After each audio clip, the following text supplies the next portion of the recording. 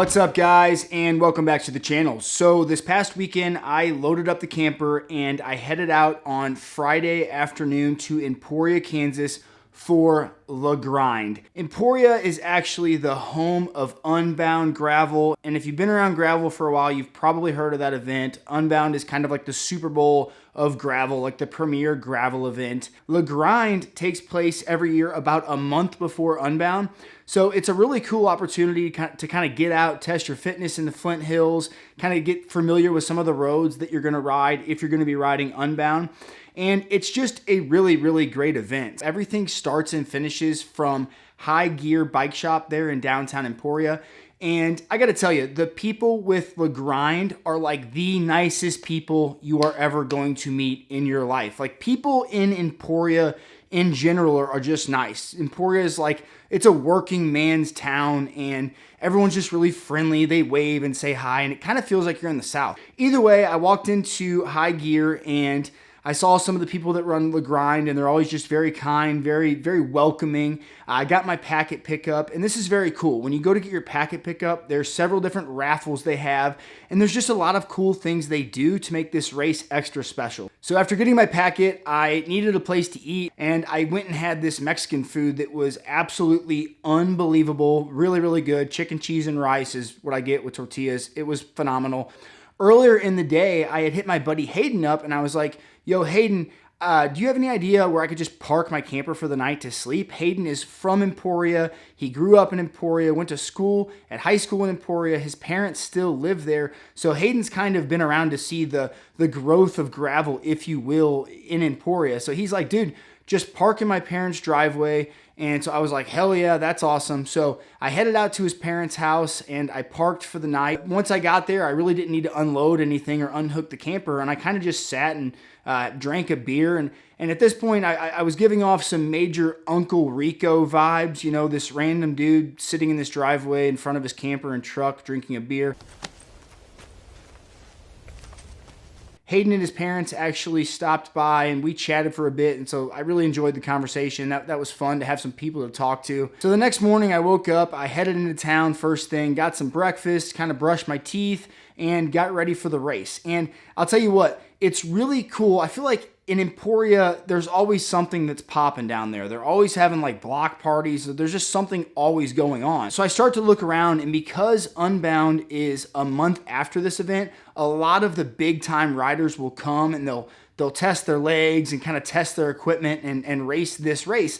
So Paige Onweller, she was one of the riders that was here for this event. So that's pretty cool. By 9 o'clock when the race started, the rain had pretty much stopped. It was still cloudy out, but no more rain. I saw Mike Reynolds. Huge shout out to Mike Reynolds. Mike is actually the guy that owns the tandem that Tim and I rode for Unbound last year. And he is normally one of Tim's main pilots, but Tim had like tweaked his back. So Mike was racing this event solo. So pretty quickly during the race, you saw some groups form. You had the lead group that was like gone. Then you had kind of a second group. And then you kind of had a scattered third group. I found myself with Derek, who is the homie that actually drew the Ties Rides logo. So thanks for that, Derek. And then the boy Stumpy. He was on a single speed. I believe they were both on single speeds.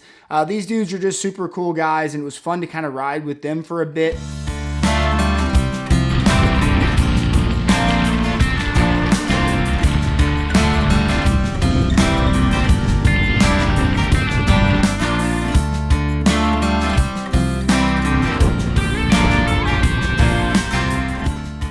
Most of the roads were actually in really good shape because there's been a lot of rain recently in Emporia, and that rain kind of seemed to knock the dust down, and then some of that thick, chunky gravel you see had been kind of washed out. It didn't rain much the night before, but the previous week Emporia had gotten a ton of rain, and these roads are just never going to all be completely fine. I mean, there were some sections that were a little bit muddy.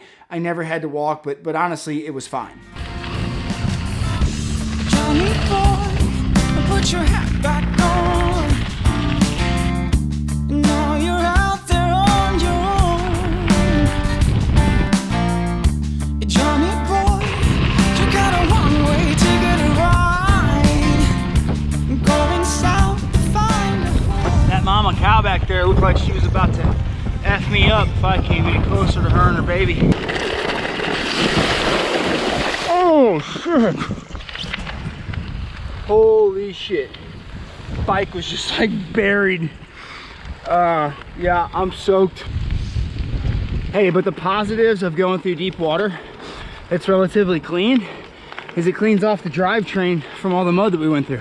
So after the road that was a little bit muddy, we started to get into the Flint Hills, and this is where you kind of get in the higher elevation. The views open up. You're on these open ranges with free-ranging cattle, and it's just absolutely beautiful. I've done a ton of rides at this point in the Flint Hills, and it never gets old.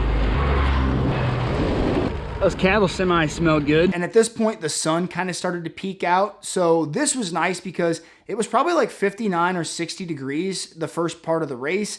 And you go through these creek crossings, your shorts get wet, your shoes get wet. And it was kind of chilly with the wind. But then when that sun came out, it just made like things really, really nice. Hey, look at this paint job on Sean's bike right now. How sick is that? For a big part of the day, I rode solo. I didn't really have anybody around me, but then there were points during the race where I would kind of ride with groups, and that was nice with the wind because the winds were really strong. I mean, you're never not going to have strong winds, I feel, in the Flint Hills. So it was good to kind of work with some other people at times, and I caught up with this group, and the dude you see here, the big guy, Eric, in the Prairie Sailor Co. jersey, shout out Prairie Sailor Co.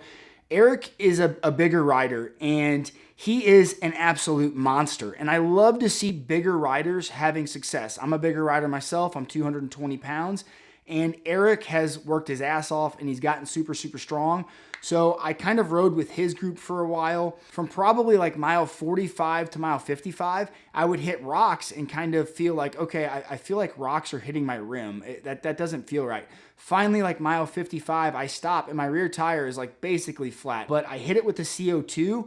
As soon as I hit it with that CO2, I see the hole, air starts blowing through the hole. So I pull the plug off my handlebars and I go to plug it, and the plug like doesn't take. Finally, I get the plug in, but the tire lost a lot of air in that process. I didn't want to mess with another CO2 or a pump. So I knew there was a sag close by, and around mile 60, I got to the sag. So I went about 5 miles. Tire was still pretty low, but I was able to get to the sag. And at the sag, they had a pump. I pumped up the tire, and I was on my way.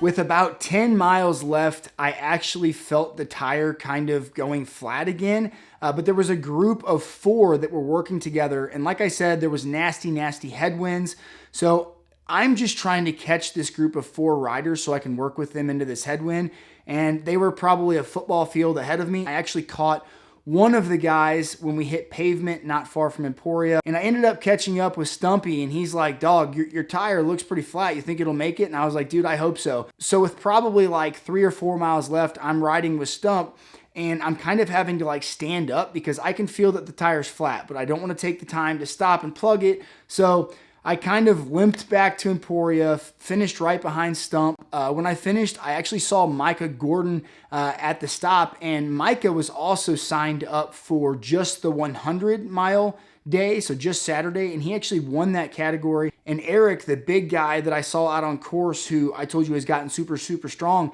he was 3rd on the podium for the single day 100-mile distance. Micah at the finish was like, dude, I won this like meat drawing. And he goes, I don't eat red meat. I think he said he was allergic to it, and he said, I gave it to you. So something they do that's really, really cool. I was talking about those raffles. Micah won one of them, and it was a $150 value, this like meat pack with hamburger and steaks and a roast from Renaissance Farms. And I actually made some of the steaks that night when I got home. Kim and I had T-bones, and they were fantastic. And probably the best thing about this event is that the proceeds from this race go to Handlebars of Hope. Handlebars of Hope is a nonprofit organization that gets people on bikes who otherwise wouldn't be able to afford bikes.